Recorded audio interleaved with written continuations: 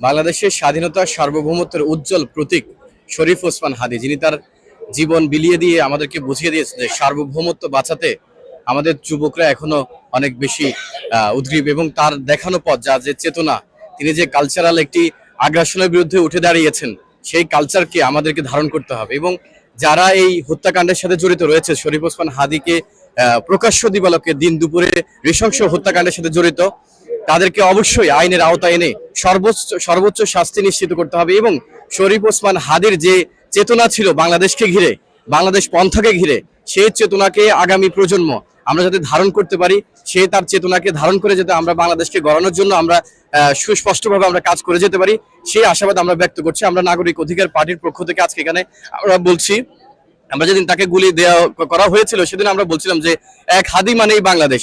এক হাদিকে হত্যা করলেই তার চেতনাকে ভুলুণ্ঠিত করা যাবে না, নষ্ট করা যাবে না। এক হাদিকে মারা হবে। কোটি কোটি হাদি বাংলাদেশে রয়েছে যারা হাদির মতো চেতনা ধারণ করে, বাংলাদেশ পন্থাকে ধারণ করে, বাংলাদেশকে ভালোবাসে, দেশপ্রেমকে উজ্জীবিত করতে চায়, তারা আবারও তৈরি হবে। আপনি আজকে দেখেছেন যে এই জানাজায় হাজার হাজার মানুষের উপস্থিতি সেটাই প্রমাণ করে দেয়। এক হাদি যদিও মারা যায় আমাদের মাঝ থেকে, কিন্তু লক্ষ লক্ষ হাদি এখন তৈরি হয়ে গেছে। আমরা সেই বিশ্বাস করি। আমরা সরকারকে আহ্বান করব যে অনতিবিলম্বে এই নৃশংস হত্যাকাণ্ডে জড়িত খুনিদের এবং তাদের চক্রান্তকারীদের অবশ্যই আইনের আওতায় নিয়ে আসতে হবে। ধন্যবাদ।